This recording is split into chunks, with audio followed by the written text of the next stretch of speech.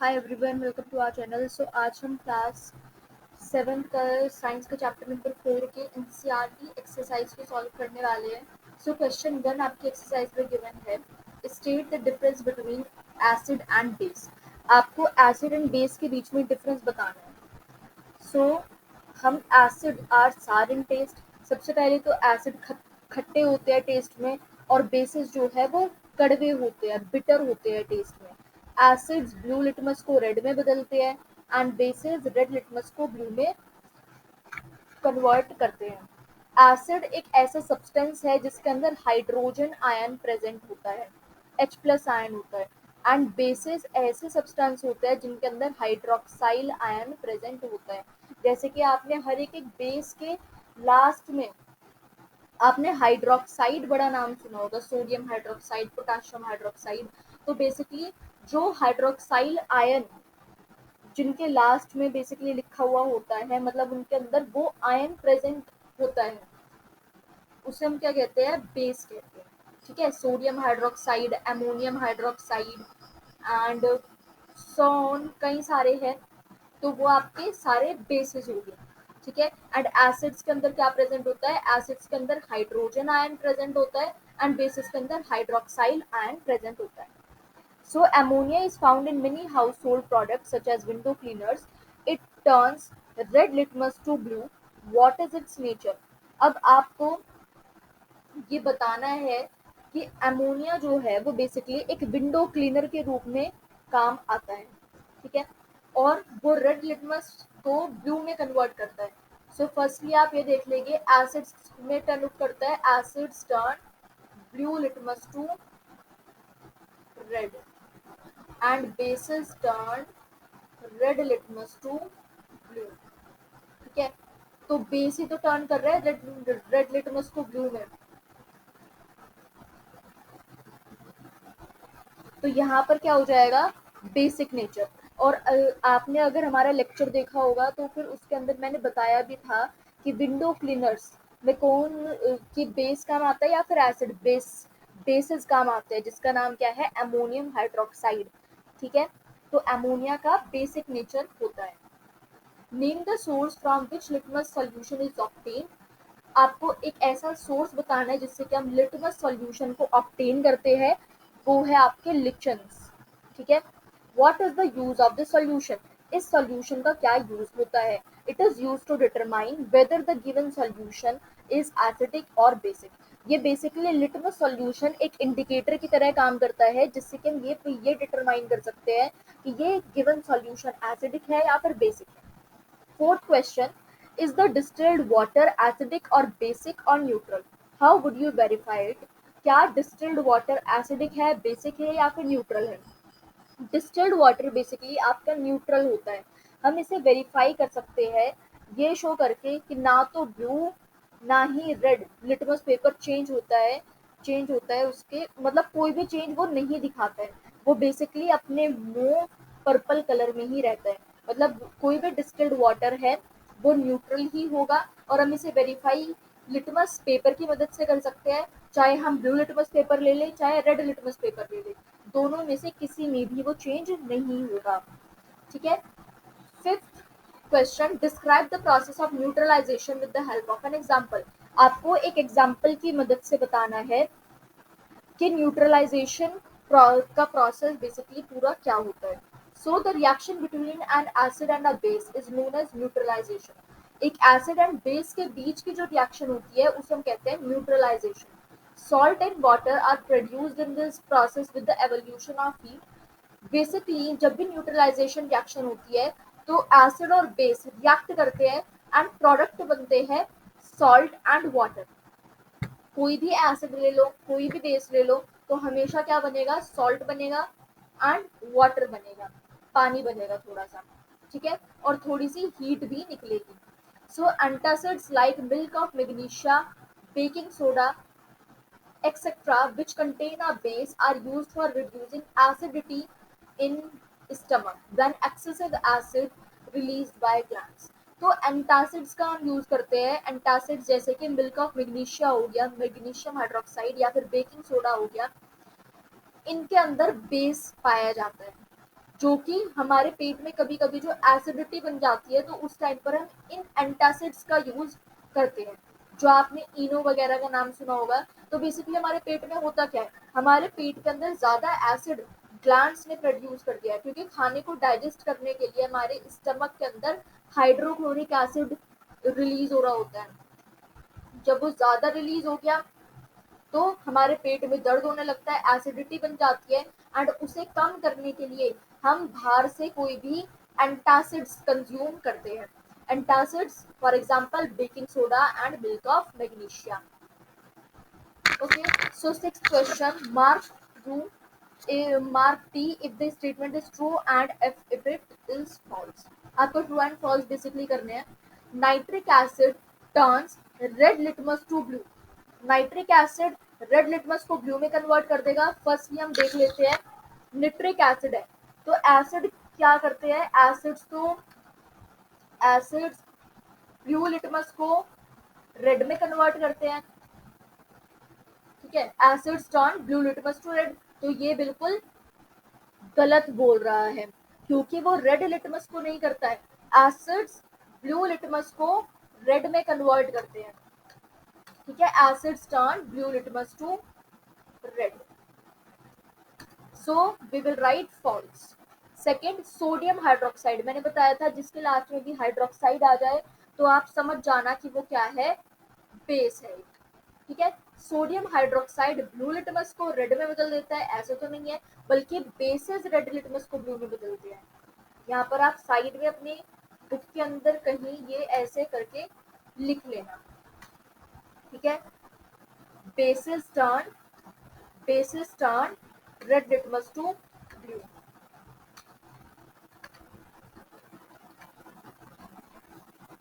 So, third question, sodium hydroxide and hydrochloric acid neutralizes each other and form salt and water। हाँ, ये तो बिल्कुल neutralisation reaction है। Sodium hydroxide एक base है, हाइड्रोक्लोरिक एसिड एक एसिड है। जब भी एसिड एंड बेस, देखो, जब भी एसिड एंड बेस रिएक्ट करते हैं तो क्या बनता है, सॉल्ट बनता है प्लस वाटर बनता है। ठीक है, ये रिएक्शन आपको बिल्कुल ध्यान रखनी है।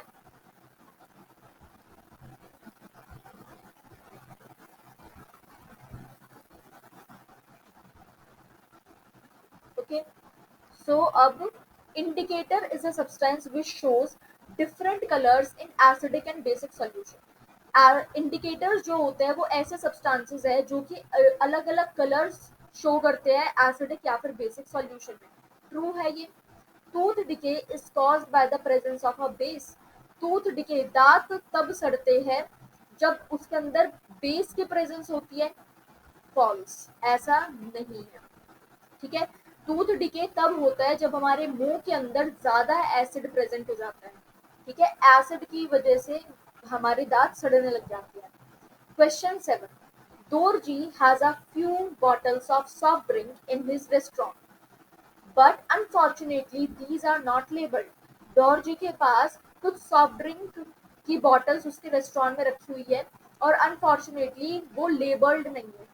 ठीक है, अब उन्हें अपने कस्टमर्स के डिमांड पर ड्रिंक देनी है। So one customer wants acidic drink, another wants basic, and third one wants neutral drink। How will Dorje decide which drink is to be served to whom? तो देखो, अब उन्हें, जो दोरजी है वो बेसिकली एक रेस्टोरेंट के अंदर काम करते हैं एंड उन्हें कुछ बॉटल्स उनके पास है सॉफ्ट ड्रिंक की। अनफॉर्चुनेटली उनको लेबल्ड नहीं है कि ये एसिडिक ड्रिंक है, ये बेसिक है एंड ये न्यूट्रल ड्रिंक है। बट हर एक कस्टमर को अलग अलग ड्रिंक चाहिए, किसी को एसिडिक चाहिए, किसी को बेसिक ड्रिंक चाहिए, किसी को न्यूट्रल ड्रिंक चाहिए। तो अब दोरजे किस तरीके से डिसाइड करेगी कि कौन सी ड्रिंक उन्हें किसे किसे सर्व करनी है। तो दोरजी जो है लिटमस पेपर की मदद ले सकते हैं। जो ड्रिंक रेड लिटमस पेपर को ब्लू में बदल देगी वो बेसिक ड्रिंक होगी, एंड जो ड्रिंक ब्लू लिटमस पेपर को रेड में बदल देगी वो एसिडिक ड्रिंक होगी। ठीक है, और जो ड्रिंक जिसके ऊपर किसी का भी इफेक्ट नहीं पड़ेगा, रेड लिटमस पेपर ले लो चाहे ब्लू लिटमस पेपर ले लो, उसके ऊपर कोई इफेक्ट नहीं पड़ रहा है, देन वो न्यूट्रल आपकी ड्रिंक होगी। ठीक है, question 8, explain why. An antacid tablet is taken when you suffer from acidity. जब आपको एसिडिटी हो रही है देन आप एंटासिड टैबलेट क्यों लेते हैं? So we take an antacid such as milk of magnesia to neutralize, ये वर्ड बहुत मैजिकल वर्ड है, ये आपको याद रखना है। To neutralize the excessive acid release in stomach, जो हमारे पेट के अंदर एक्सेसिव मतलब ज्यादा मात्रा में जो एसिड बन गया है उसे न्यूट्रलाइज करने के लिए, ठीक है। Calamine solution is applied on the skin when an ant bytes. एक कैलामाइन सॉल्यूशन को हम अप्लाई करते हैं अपनी स्किन पे जब भी एंट बाइट करती है। सो एंट जो है वो एक एसिडिक लिक्विड फॉर्मिक एसिड हमारी स्किन के अंदर इंजेक्ट करती है जब भी वो हमें बाइट करती है, जिसकी वजह से इन्फ्लेमेशन कॉज होने लगता है, खुजली सी होने लगती है हमारी स्किन पे। जो ये इफेक्ट एसिड का होता है हम उसे न्यूट्रलाइज कर सकते हैं उसे रब करके, ठीक है। कैलामाइन सॉल्यूशन के अंदर जिंक कार्बोनेट बेसिकली प्रेजेंट होता है। कैलामाइन सॉल्यूशन के अंदर क्या प्रेजेंट होता है? Zinc carbonate. And zinc carbonate मैं बता दूं, जिंक कार्बोनेट आपका एक बहुत ही वीक बेस होता है जिससे कि हमारी स्किन को भी कोई हार्म नहीं होता, लेकिन वो न्यूट्रलाइज कर देता है। जो हमें इन्फ्लेमेशन कॉज हो रही थी हमारी स्किन के ऊपर वो न्यूट्रलाइज हो जाता है जब हम जिंक कार्बोनेट को अपनी बॉडी के ऊपर अप्लाई करते हैं, ठीक है। Question third, factory waste is neutralized before disposing it into the water bodies. हम फैक्ट्री वेस्ट को न्यूट्रलाइज करते हैं वाटर बॉडीज के अंदर डालने से पहले। ऐसा क्यों? क्योंकि देखो जो फैक्ट्रीज का वेस्ट होता है उसके अंदर ऑब्वियसली एसिड्स तो होंगे, और अगर हमने एसिड्स को ऐसे ही डिस्पोज कर दिया वाटर बॉडीज के अंदर तो जो एसिड्स है वो हमारे एक्वेटिक ऑर्गेनिजम्स को भी हार्म करेंगे, ठीक है। अगर वो इंसानों को एसिड्स हार्म कर सकते हैं तो ऑब्वियसली जो पानी के अंदर ऑर्गेनिजम्स रह रहे हैं उन्हें भी हार्म करेंगे। सो इसी वजह से हम फैक्ट्री वेस्ट को उसके अंदर बेसिक सब्सटेंसेस को डालकर उसे न्यूट्रलाइज करने के बाद ही फैक्ट्री वेस्ट को वाटर बॉडीज के अंदर डालते हैं। एंड ये इक्वेशन याद रख लेना, एसिड जब भी बेस के साथ रिएक्ट करेगा तो वो सॉल्ट इन वाटर देगा। इसी वजह से न्यूट्रलाइजेशन कई जगहों पर काम आ रही है। देखो इन तीनों क्वेश्चंस के अंदर आपसे न्यूट्रलाइजेशन रिएक्शन के बारे में ही बेसिकली पूछा गया है। Question number 9, 3 liquids are given to you. 3 liquid आपको दिए गए हैं, एक है हाइड्रोक्लोरिक एसिड, दूसरा है सोडियम हाइड्रोक्साइड, तीसरा है sugar solution. How will you identify them? आप कैसे उन्हें आइडेंटिफाई करेंगे? आपके पास सिर्फ टर्मरिक इंडिकेटर है। अब ये भी बहुत इंपॉर्टेंट है, आप अलग अलग इंडिकेटर से कैसे कैसे पता लगा सकते हैं कि ये एसिड है, बेसिक है या फिर न्यूट्रल। तो इस क्वेश्चन में हम टर्मरिक इंडिकेटर को लेके समझते हैं। तो hydrochloric acid yellow to blue colour में कन्वर्ट हो जाएगा, yellow to blue. Acids turn yellow turmeric indicator to blue, yellow से ब्लू में कन्वर्ट हो जाएगा क्योंकि आपकी टर्मरिक का नेचुरल जो कलर है वो तो येलो कलर का होता है। हम येलो उसे बेस मान के तब उसे देखेंगे कि एसिड में वो क्या कन्वर्ट हो जाएगा। सो इस क्वेश्चन में आप यहाँ पर लिख सकते हैं येलो से वो ब्लू में कन्वर्ट हो रहा है जब वो एसिड के अंदर है, ठीक है। एंड सोडियम हाइड्रोक्साइड जब वो बेस के अंदर वो येलो टू रेड में कन्वर्ट हो जाएगा। बेस के अंदर वो अपना कलर किसमें चेंज करेगा? येलो टू रेड में कन्वर्ट हो जाएगा। एंड न्यूट्रल के अंदर कोई भी चेंज आपको नहीं दिखेगा। येलो आपका टर्मरिक इंडिकेटर है तो वो येलो का येलो ही रहेगा शुगर सॉल्यूशन के अंदर, ठीक है। न्यूट्रल में रिमेन्स सेम।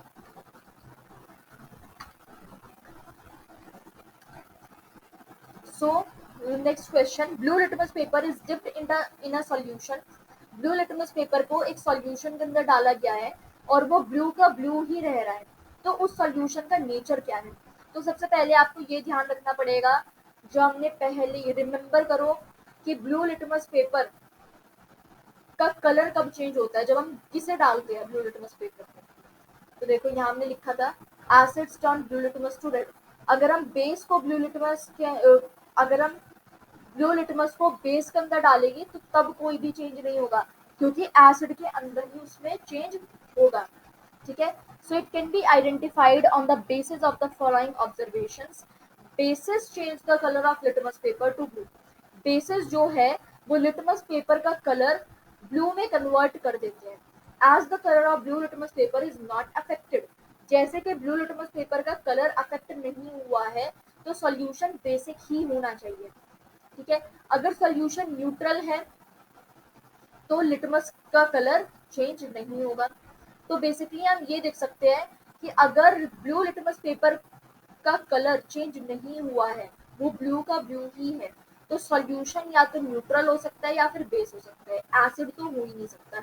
अगर एसिड होता तो वो ब्लू का रेड में कन्वर्ट हो जाता। So question 11, consider the following statements. Both acids and bases change color of all indicators.